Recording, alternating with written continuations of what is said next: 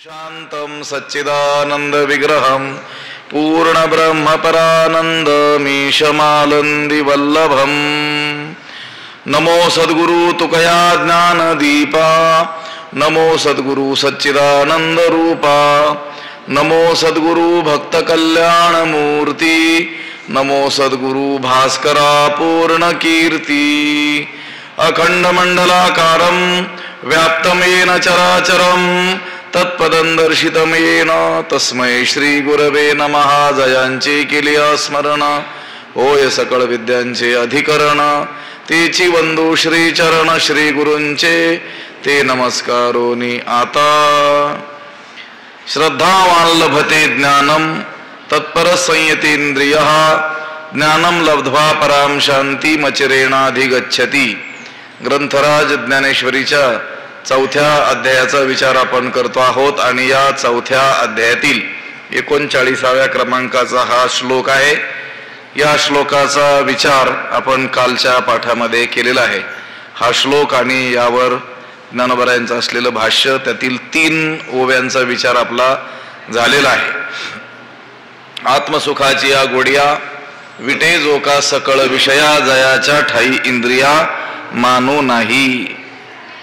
आत्मसुखाच्या आवडीने जो सर्व विषयांना विटतो, ज्याच्या ठिकाणी इंद्रियांना मान नाही म्हणजे प्राधान्य नाही, जो मनाशी चाड न सांगे, जो प्रकृतीचे केले नेघे, श्रद्धेचे नि संभोगे सुखिया झाला. जो मनाला इच्छा सांगत नाही म्हणजे मनामध्ये इच्छेचा प्रवेशच होऊ देत नाही, जो प्रकृतीनं केलेलं कर्म त्या कर्माचं कर्तृत्व आपल्याकडे घेत नाही आणि जो श्रद्धेचे नि संभोगी सुखिया झाला, श्रद्धेच्या योगानं सुखी झालेला आहे. तया तेची गिवसित ते ज्ञान पावे निश्चित जया माझी अचुंबित शांती असे. त्या पुरुषाचा, त्या अधिकारी पुरुषाचा शोध करीतच ते ज्ञान त्याला निश्चित प्राप्त होतं की ज्या ज्ञानामध्ये अचुंबित संपूर्ण अशी काय आहे शांती वास्तव्य करत असते. इथपर्यंतचा भाग आपण पाहिलेला आहे. ते ज्ञान हृदयी प्रतिष्ठे आणि शांतीचा अंकुर फुटे मग विस्तार बहु प्रकटे आत्मबोधाचा. ते ज्ञान हृदयी प्रतिष्ठे आणि शांतीचा अंकुर फुटे मग आत्मबोधाचा विस्तार बहु प्रकटे. ते ज्ञान अंतःकरणात स्थिर होतं, रुजतं. ते ज्ञान हृदयी प्रतिष्ठे, ते ज्ञान अंतःकरणामध्ये स्थिर होतं आणि शांतीचा अंकुर फुटे आणि शांतीचा काय होतो कोंभ फुटतो. त्यापासून शांतीचा अंकुर फुटतो आणि मग आत्मबोधाचा बहुविस्तार प्रकटे किंवा आत्मबोधाचा विस्तार बहु प्रकटे. नंतर आत्मज्ञानाचा पुष्कळच काय होतो विस्तार प्रकट होतो. आत्मज्ञानाचा विस्तार फारच मोठ्या प्रमाणात प्रकट होतो. ते ज्ञान हृदयी प्रतिष्ठे, प्रतिष्ठे म्हणजे स्थिर होत ठसत.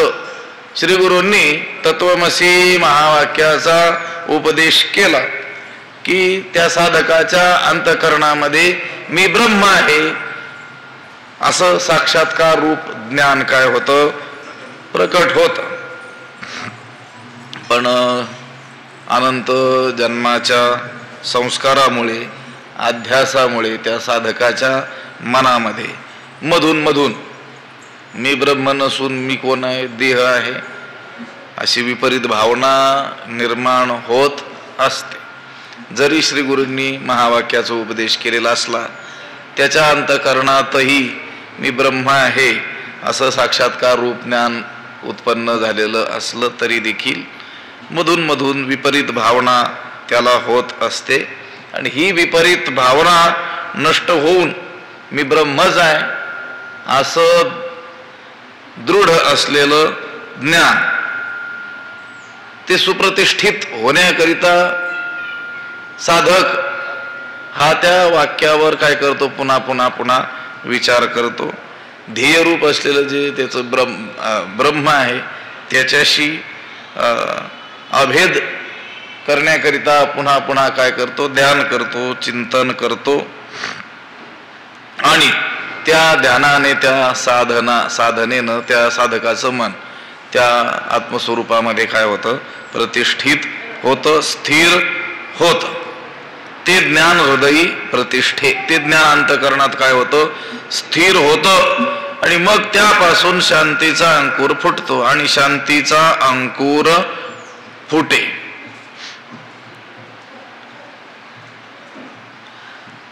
संशय विपर्यय रहित दृढ अपरोक्ष ज्ञान, त्या ज्ञानावर ज्यावेळेस तो काय होतो, प्रतिष्ठित होतो, किंवा ते ज्ञान त्याच्या हृदयात काय होतं, प्रतिष्ठित होतं.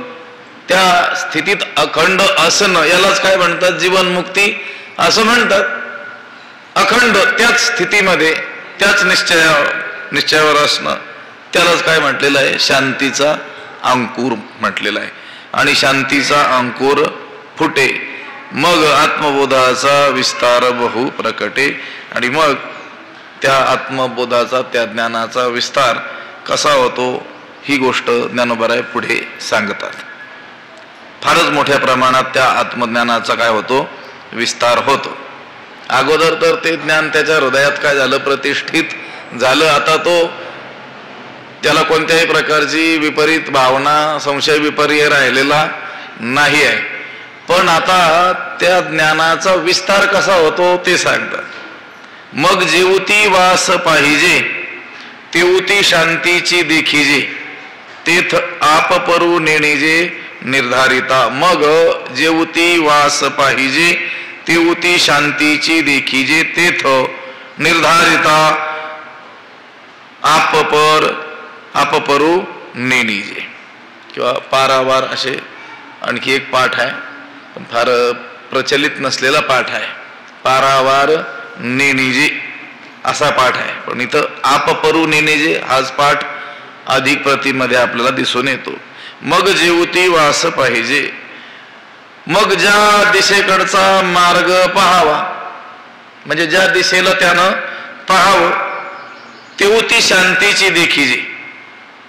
तितकी त्याला काय दिसते, शांतीच दिसते. म्हणजे ज्या दिशेकडे पाहावं त्या दिशेकडे ब्रह्मरूप शांतीच त्याला दिसते. तेथ निर्धारिता आप परू नेणीजे. त्यावेळी त्या अमर्याद असलेली शांती, जिकडे पाहावं तिकडं शांतीचंच दर्शन त्याला घडतं. म्हणजे जिकडं पाहावं तिकडं ब्रह्मरूपच त्याला दिसतं. त्या भाष्यकारांचा एक छोटासा ग्रंथ आहे शतश्लोकी, त्याच्यात एक पंक्ती आहे, आदौ ब्रह्माहमस्मी इत्यनुभव उदिते खलविदम ब्रह्म पश्चात. आदौ अगोदर मी ब्रह्म आहे, आदौ ब्रह्माहमस्मी इति अनुभव उदिते, अगोदर मी ब्रह्म आहे हा अनुभव त्याला येतो. आणि त्याच्यानंतर लगेच सर्वम खलविदम ब्रह्म हा अनुभव त्याला येतो. अगोदर मी ब्रह्म आहे हा अनुभव आला की तो जिकडे पाहिल त्याला सगळीकडे ब्रह्मा स्वरूपाचाच काय येतो, अनुभव येतो. मग जेवती वास पाहिजे तेवती शांतीची देखीजे, तेथ आप परू नेणीजे निर्धारिता. त्यावेळी विचार करून पाहू गेलं तर त्याला आप परू म्हणजे अलीकडचं आणि पलीकडचं तीर कोणतं हे विचार करूनही कळत नाही. त्या अमर्याद असलेल्या शांतीचं अलीकडचं तीर किंवा पलीकडचं तीर कोणतं आहे हे विचार करूनही त्याला कळत नाही. आप परू नेणीजे निर्धारिता किंवा पारावार म्हणजे शेवटची सीमा, त्या शांतीची नेमकी शेवटची सीमा कुठपर्यंत आहे हे विचार करून त्याला कळत नाही. म्हणजे जिकडं पाहावं त्याला ब्रह्मस्वरूपाचाच काय येतो, अनुभव येतो. मग जेवती वास पाहिजे, वास म्हणजे बाजू, वाट, दिशा, वास शब्दाचा अर्थ आहे. किंवा क्षेत्र, जिकडं पाहिल ते क्षेत्र. जेवती वास पाहिजे, ज्या दिशेकडे पाहावं, ज्या मार्गाकडे पाहावं तेवती शांतीची देखीजे. या मी ब्रह्मा आहे या दृढ अपरोक्ष अनुभवावर जो आला, हा अनुभव ज्याला दृढ अनुभव काय झाला, प्राप्त झाला, त्याला हे सर्व जग ब्रह्मरूपच दिसत असतं. सगळीकडे त्याला ब्रह्मस्वरूपाचीच काय येत असते, प्रतीती येते. मग जया तयाकडे ब्रह्मेची दिठी उघडे, किंबहुना जोडे अपार सुख. जिकडं पाहावं तिकडं त्याला ब्रह्मस्वरूपाचीच प्रतीती येते. जेथे तेथे देखे तुझीच पाऊले, त्रिभुवन संचले विठ्ठला गा. हरीची दासा हरी दाही दिशा, दाही दिशेला त्याला हरीचीच काय येते, प्रतीती येते. जिकडे पाहावं तिकडं त्याला आत्मदर्शनच होत राहत असतं. ज्या बाजूला पाहतो तिकडं त्याला शांतीचाच काय येतो, अनुभव येतो. तो आपल्या देखे आपुल्या प्रतीती जगची मुक्त. ज्ञानोबरायांनी म्हटलेलं आहे, आपल्या अनुभवावरून सर्व जगच मुक्त आहे असं तो पाहतो. तसंही व्यवहारातही म्हटलं जातं की नाही, जग आपल्याला कसं दिसतं, आपण जसे असतो तसं जग आपल्याला दिसत असतं. आपण चोर असू तर सगळे लोक आपल्याला काय दिसतात, चोरच दिसतात. मग हा मुक्त आहे तर त्या मुक्त पुरुषाला सगळं जग कसं दिसेल, मुक्त दिसेल ना. आपण मध्येच एक दिवस विचार केला होता की नाही, जर एखाद्याला खरोखर हा अनुभव आलेला आहे की मी ब्रह्म आहे, मग ब्रह्म आहे ना, मग केवढं ब्रह्मत्व आहेस, तर बृहत्वात व्यापकत्वात ब्रह्म, जे सगळ्यात मोठं आहे त्याला तर काय म्हटलं जात आहे, ब्रह्म. त्याच्या वाचून काही नाहीच आहे, रिता ठाव नाही उरला. यत्किंचित देखील नेहना नास्ती किंचन, एकमेवा द्वितीयम ब्रह्म नेहना नास्ती किंचन, य किंचन नाना न असती, त्याच्याशिवाय दुसरं किंचित देखील काही नाही आहे.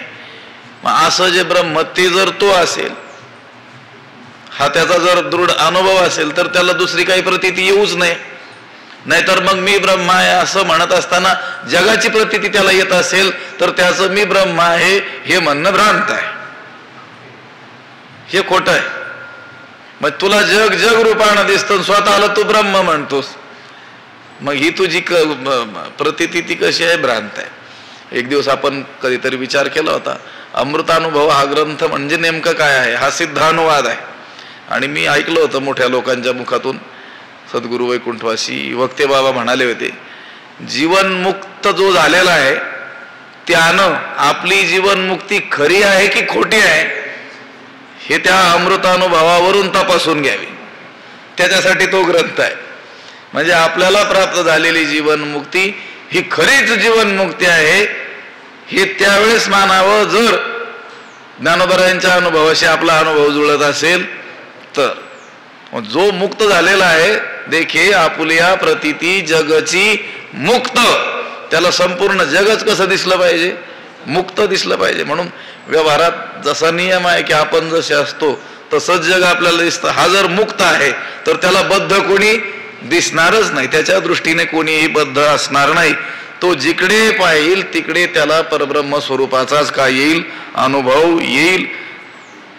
आणि विचार करूनही त्याला ते थाप परुनी निजे, अलीकडचं आणि पलीकडचं तीर कोणतं हे काहीही त्याला कळणार नाही. म्हणजे सर्वत्र त्याला ब्रह्मस्वरूपाचाच काय येईल, अनुभव येईल. मग जे उतिवास पाहिजे तेवती शांतीची देखीजे, तेथ आप परुनी निजे निर्धारिता. आता ब्रह्म हे देश काल वस्तू परिच्छेद शून्य आहे. त्याला देश काळ वस्तू काही मर्यादा करू शकत नाही. सर्वतः पाणिपादंतत सर्वतो शिशिरो मुखम सर्वतः श्रुतिमल्लोके सर्वमावृत्य तिष्ठती. सजातीय विजातीय स्वगत असा कोणताही भेद परब्रह्मामध्ये नाही आहे. देश काळ वस्तू भेद मावळला, आत्मा निर्वाळला, निर्विकार, त्याला कोणतीही वस्तू मर्यादा करू शकत नाही आहे. असं आहे का अमुक एका देशामध्येच परब्रह्म आहे दुसऱ्या देशात नाही, दुसऱ्या स्थानी नाही आहे, इथे आहे दुसरीकडे नाही, असं आहे का?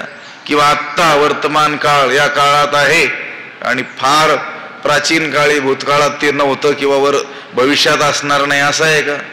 किंवा या वस्तूमध्ये ते व्याप्त आहे आणि या वस्तूमध्ये ते नाही, असं आहे का? त्याला देश काळ वस्तू कोणतीही गोष्ट मर्यादा करू शकत नाही. देश काल वस्तू परिच्छेद शून्य हे त्याचं काय आहे? लक्षण आहे.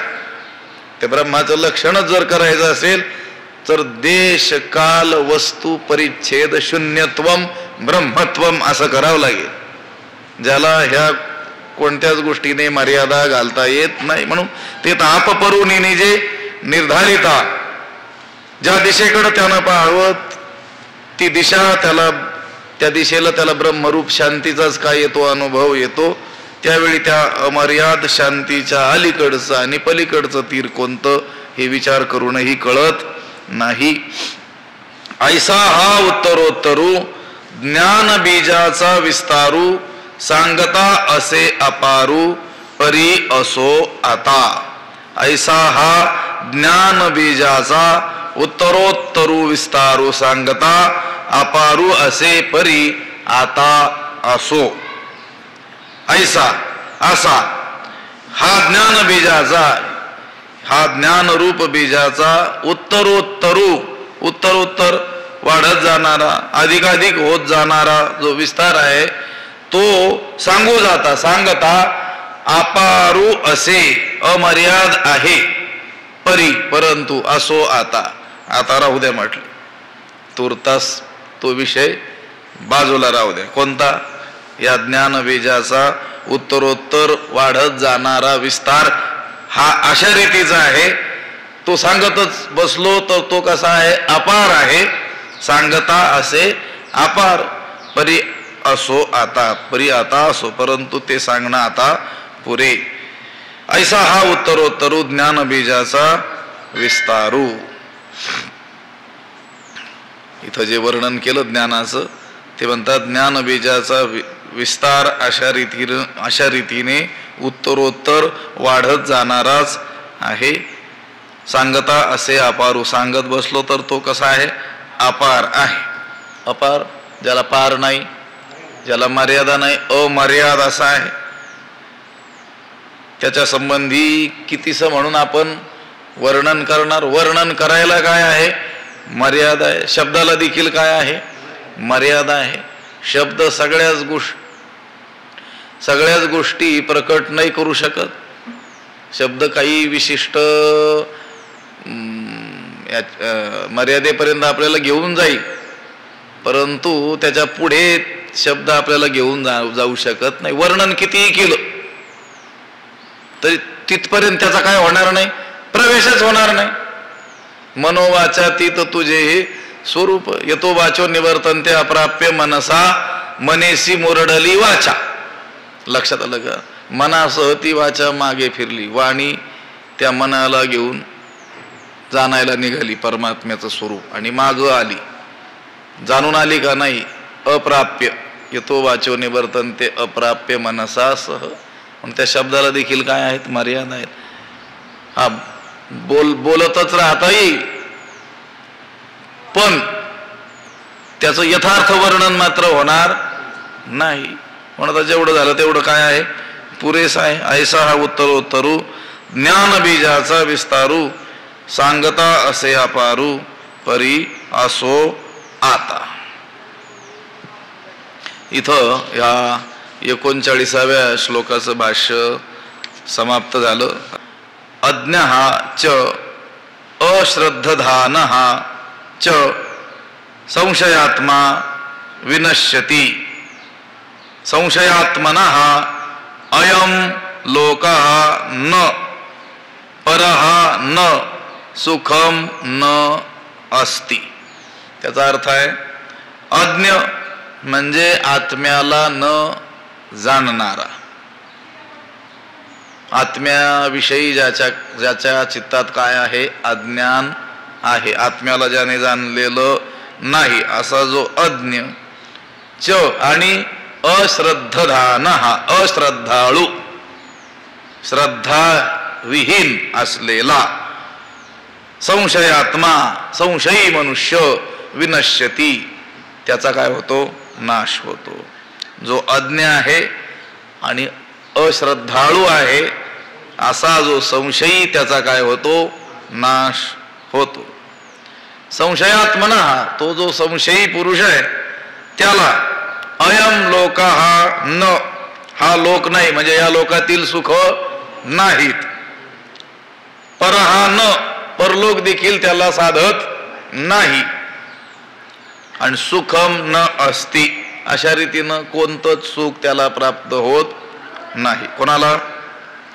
जो अज्ञ आहे, अश्रद्धाना हा म्हणजे अश्रद्धाळू आहे आणि संशयी आहे.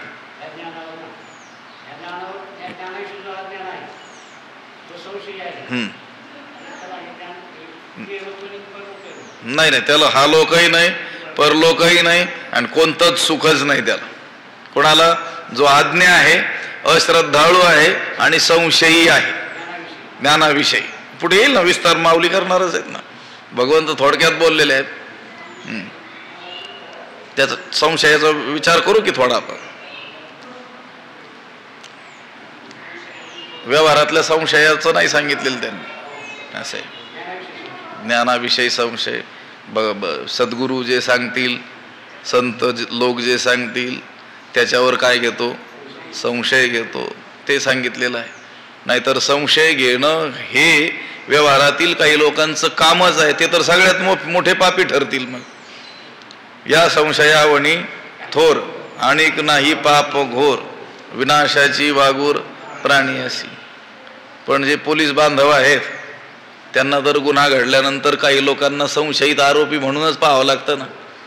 ते त्यांनी ती उभी जर इकडं लावली तर ते म्हणतील नाही, मग आम्हाला पापी व्हायचं नाही म्हणून. लक्षात आलं का? इकडं काही संबंध नाही त्याचा, असं आहे.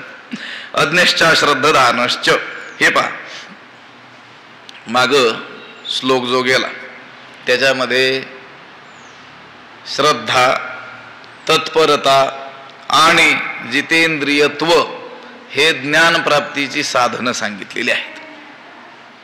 श्रद्धावान लभते ज्ञानम तत्पर संयतेंद्रिय, त्याच्यामध्ये श्रद्धालुत्व, तत्परत्व आणि जितेंद्रियत्व ही ज्ञान प्राप्तीची साधनं, अंतरंग साधनं सांगितलेली. हे गेल्या श्लोकातच 39व्या श्लोकामध्ये. त्याविषयी संशय करू नये, कारण संशय काय आहे? अत्यंत घातक आहे, हे या श्लोकामध्ये सांगितलेलं आहे. जो अज्ञ आहे म्हणजे आत्मज्ञान रहित आहे, श्रद्धा रहित आहे आणि संशयी आहे, त्यांचा काय होतो? नाश होतो. अज्ञ असणंही चांगलं नाही, पुन्हा अश्रद्धाळू असणंही चांगलं नाही आणि संशयी असणंही चांगलं नाही. पण या तिघामध्ये अज्ञ आणि अश्रद्धाळू हे थोडेसे बरे, बरं म्हणजे बरे नाहीत ते, पण ह्या तिघांचा विचार केला तर. पण संशय आत्मा जो आहे ना तो फारच वाईट. संशयी जो आहे ना तो लवकर आपल्या विनाशाकडे वाटचाल करतो. हे पहा, माणूस अज्ञानी असला पण जर त्याच्या अंतकरणात काय असली? श्रद्धा असली तर तो संतजनांच्या पावलावर पाऊल टाकून संसार सागर तरण्याचा काय आहे? संभव आहे. तो ज्ञानी नाहीये, तो काय आहे? अज्ञ. पण त्याच्या अंतकरणात काय आहे? श्रद्धा आहे. ज्ञानी पुरुष आहेत. भगवंतानं देखील सांगितलं, तयाची आचरती पाहुले पाहुणी सात्विक श्रद्धा चाले, तो तोची फळ ठेविले ऐसेल आहे. त्याला देखील तेच फळ प्राप्त होतं जे ज्ञानी पुरुषाला प्राप्त होतं. कोणाला? जो ज्ञानी आहे त्याला तर होतच, जो ज्ञानी नाही त्यालाही. पण त्या ज्ञानावर जो काय ठेवतो? श्रद्धा ठेवतो. संत जनांवर काय ठेवतो? श्रद्धा ठेवतो. त्याला शास्त्राचं अनुष्ठान करणं आवश्यक आहे हे सांगतानाच शास्त्र अनुष्ठान ज्यांना जमणार नाही पण शास्त्र अनुष्ठान करणाऱ्यांविषयी जे श्रद्धा ठेवतील ते सुद्धा काय होतील, तरुण जातील. तो मूर्खही तरी ज्ञानोबा म्हणालेले आहेत. तो मूर्ख जरी असला तरी काय होईल, तरुण जाईल. म्हणून आपुली परी शास्त्र अनुष्ठिती कुसरी, जाणे तया ते श्रद्धा जो वरी. तो मूर्खही तरी, तो मूर्ख जरी असला तरी तरुण जाईल. पण काय ठेवली पाहिजे त्यानं, श्रद्धा ठेवली पाहिजे. पण आता अज्ञ शब्दाचा व्यवहारामध्ये काय अर्थ आहे, ज्याला ज्ञान ग्रहण करण्याची शक्ती नाही आहे, सामर्थ्य नाही आहे, बुद्धी नाही आहे, आणि ज्ञान ग्रहण सामर्थ्य नसल्यामुळं शास्त्राचा गंधही त्याला नाही आहे. पण श्रद्धा जर असेल तर तो काय होतो, तरुण जातो. पण आता अज्ञही आहे आणि पुन्हा श्रद्धा सुद्धा त्याच्यात जर नाही, मग कसं काय करायचं. श्रद्धाही नाही, त्याला मात्र केव्हाही मोक्ष प्राप्त होणार नाही. किंवा बुद्धी एखाद्याला आहे पण त्याचा शास्त्रवचनावर, गुरुवचनावर, वेदवचनावर काय नाही आहे, विश्वासच नाही आहे. असा जो अश्रद्धाळू आहे त्याला मोक्ष कधीही प्राप्त होणार नाही. नका का होईना मोक्ष प्राप्त कोणाला, जो आज्ञा आहे आणि अश्रद्धाळू आहे. पण निदान मोक्ष प्राप्ती त्यांना झाली जरी नाही तरी इहलोकातील जी व्यावहारिक सुख आहेत त्या सुखाची तरी त्यांना काय होईल, प्राप्ती होईल. कोणाला, जे आज्ञा आहेत आणि अश्रद्धाळू आहेत. पण जो संशयात्मा आहे त्याला मात्र मोक्ष तर मिळत नाहीच, पण इहलोकातील सुख सुद्धा प्राप्त होऊ शकत नाहीत. मग जयाच्या एक धड नाही तयाचे परत्र पुसशी काय. लौकिक सुखच जर त्याला नीटशी उपभोगता येत नसतील तर मग पारलौकिक सुखाचा विचार सोडून द्या. सांसारिक सुख, आता त्याच्या बायकोनं स्वयंपाक केला पण त्याला जर संशय असेल हिनं याच्यामध्ये काही घातलंय का काय विष, त्या खाण्याचा जो आनंद आहे तो तरी त्याला प्राप्त होईल का, नाही प्राप्त होणार ना. व्यावहारिक सुख सुद्धा उपभोगायचे असतील तरी देखील संशय असता कामा नाही, संशयग्रस्त. मग त्या संशयग्रस्ताचा संसारात जर सुखाचा होणार नसेल म्हणजे लौकिक संसार, तर पारलौकिक कल्याण त्याचं कसं काय होईल. बर, परलोक प्राप्तीची साधनं म्हणून ज्या काही वेगवेगळ्या उपासना ज्या सांगितलेल्या आहेत, आता त्याच्याविषयी जर तो संशय धारण करत असेल तर त्याच्याकडून ती अनुष्ठानं होतील तरी कशी, होणार नाही. म्हणून त्याला परलोकही प्राप्त होत नाही. कारण शास्त्राने सांगितलेली त्या परलोक प्राप्तीची साधनं याच्याविषयी त्याला काय असतो, संशय असतो. म्हणून संशयी जो पुरुष आहे त्याचं सर्वस्वी काय होतं, नुकसानच होत असतं. संशयात्मा विनश्यती, अज्ञश्च श्रद्धानश्च संशयात्मा विनश्यती, नायम लोकोस्ति न परो न सुखम संशयात्मनः. ऐके जया प्राणियाच्या ठाई, या ज्ञानाची आवडी नाही, तयाचे जियाले म्हणो काही, वरी मरण चांग. ऐके जया प्राणियाच्या ठाई, या ज्ञानाची आवडी नाही, तयाचे जियाले काही म्हणो, वरी मरण चांग. ऐके, ऐक अर्जुना ऐक, जया प्राणियाच्या ठाई, ज्या प्राण्यांच्या ठिकाणी या ज्ञानाची आवडी नाही, ह्या ज्ञानाची आवड नाही, तयाचे जियाले काही म्हणो, त्याच्या जगण्याला काय म्हणावं, काय नाव द्यावं त्याच्या जगण्याला, वरी मरण चांग. त्यापेक्षा मेलेलं बरं, त्यापेक्षा मरण बरं. त्याला त्याचं जिवंत राहणं म्हणावं काय, मग त्याच्या जिवंत राहण्याचा उपयोग काय. ज्या प्राण्यामध्ये या ज्ञानाची काय नाही आहे, आवड नाही. या ज्ञानाची, मागं ज्या ज्ञानाचं वर्णन करत आपण आलो आहोत त्या ज्ञानाविषयी ज्याच्या चित्तात आवड नाही आहे, गोडी, त्या ज्ञानप्राप्तीची इच्छा म्हणा, ठीक आहे, ज्ञानाची प्राप्ती कठीण असेल परंतु निदान त्या ज्ञानाविषयी काय असली पाहिजे? आवड तर असली पाहिजे. ज्ञान प्राप्तीची काय असली पाहिजे? इच्छा तर असली पाहिजे ना. इच्छा असेल तर कधीतरी त्याची काय होईल? प्राप्ती होईल. त्या प्राप्तीचा मार्ग काय होऊ शकतो? प्रशस्त होऊ शकतो. इथंच बोलले ज्ञानोबा, इथं पुढच्याच उभीमध्ये बोलणार आहे. अथवा ज्ञान किरा पुनो हे परीचा ते चाड एकी जरी वाहे तरी तेथ जिव्हाळा काय आहे प्राप्तीचा पायी. ते कठीण आहे ज्ञान प्राप्ती, ही गोष्ट ठीक आहे, पण त्या ज्ञानाविषयी आवड तर चित्तात असली पाहिजे ना. पण ज्याच्या चित्तात या ज्ञानाविषयी काय नाही, आवडच, या ज्ञानाची आवडच नाही आहे, त्याच्या जगण्याला काय म्हणावं? गोष्ट कशी आहे की आवड असेल तर मनुष्य त्या गोष्टीच्या प्राप्तीकरता काय करत असतो? खटपट करत असतो. काहीतरी प्रयत्न तर करेल ना. अगोदर काय असली पाहिजे? आवड असली पाहिजे. हे पहा, मानसशास्त्राचा सिद्धांत एका उभीतच ज्ञानोबरायांनी एका ठिकाणी सांगितलेला आहे. आवडे ते वृत्ती किरीटी, आधी मनवण्याची उठी, मग ते वाचा दिठी आणि करासी. म्हणजे वाणी, दृष्टी, हात, हस्तपादादी अवयव याच्यातून ती प्रकट होते. काय प्रकट होते? आवडच प्रकट होते.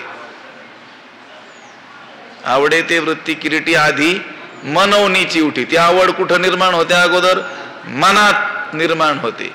आणि मग तीच आवड त्याच्या मुखातून, दृष्टी वाटे, हातातून, हस्तपादादी अवयवातून काय होते? प्रकट होते. ज्ञानोबरायांनी त्या सगळ्या ज्ञानांना अज्ञान ऐसा मने निश्चय केला. ही सगळी ज्ञान काय आहेत? अज्ञान आहेत. आत्मज्ञाना व्यतिरिक्त ही भवस्वर्गादी ज्ञान ही ज्ञान नसून काय आहेत? अज्ञान आहेत, असं ज्ञानोबरायांनी सांगितलेलं आहे. पण त्या अज्ञान असलेल्या ज्ञानासाठी, त्याच्या प्राप्तीसाठी माणूस प्रयत्न करतो की नाही? डिग्री मिळवायला, पदविका प्राप्त करायला, म्हणजे भौतिक ज्ञान मिळवण्याकरिता किती मनुष्य प्रयत्न करतो. पण ज्या ज्ञानाने चिरस्थिर शांती, समाधान प्राप्त होणार आहे, त्या ज्ञानाविषयी ज्याच्या अंतकरणात आवड नाही, त्याची जियाले म्हणू काही, त्याचं जिवंत राहणं काय म्हणावं? वरी मरण चांग, त्याच्यापेक्षा मेलेलं बरं. आता त्या ज्ञानहीनाचं जीवन कसं आहे म्हटले? शून्य जैसे गृह, का चैतन्य विन देह, तैसे जीवित ते समोह ज्ञानहीन. ते ज्ञानहीन जीवित, ज्ञाना वाचूनच त्याचं ते जगणं कसं आहे ते ज्ञानोबरायांनी सांगितलं. जैसे शून्य गृह, का चैतन्य विन देह, तैसे ज्ञानहीना ते जीवित समोह. जैसे, ज्याप्रमाणे शून्य गृह, ओसाड घर, का म्हणजे किंवा चैतन्य विन देह, प्राणा वाचून असलेला देह, प्राणरहित शरीर, तैसे ज्ञानहीना ती जीवित, त्याप्रमाणे ज्ञानहीन मनुष्याचं हे असं जीवन कसं आहे? समोह, भ्रांतिमय आहे. त्याचं आयुष्य म्हणजे केवळ काय आहे? भ्रांतीच आहे. त्याचं आयुष्य म्हणजे काय आहे? केवळ भ्रमच आहे. तीन गोष्टी सांगितल्या. त्याचं आयुष्य म्हणजे ओसाड घर, प्राणा वाचून असलेलं शरीर, किंवा केवळ भ्रम म्हणजे त्याचं ते जीवन, ज्ञानहीन जीवन, ज्ञान नसलेलं जीवन. शून्य जैसे का, शून्य जैसे गृह, शून्य म्हणजे ओसाड.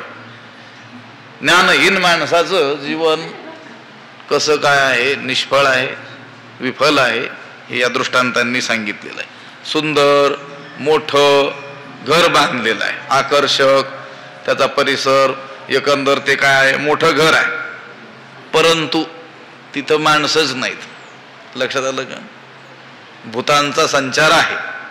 असतात की नाही चांगली चांगली सुंदर मोठी बांधलेली घरं सुद्धा माणसं नसतात, माणसं सोडून गेलेले असतात. विचारलं एवढी सुंदर घरं इथं कोणीच नाही, ते म्हणते भूतं राहतात तिथं. म्हणजे पहिली भूतं जाऊन दुसरी भूतं आलेली असतात. नाही का लक्षात आलं?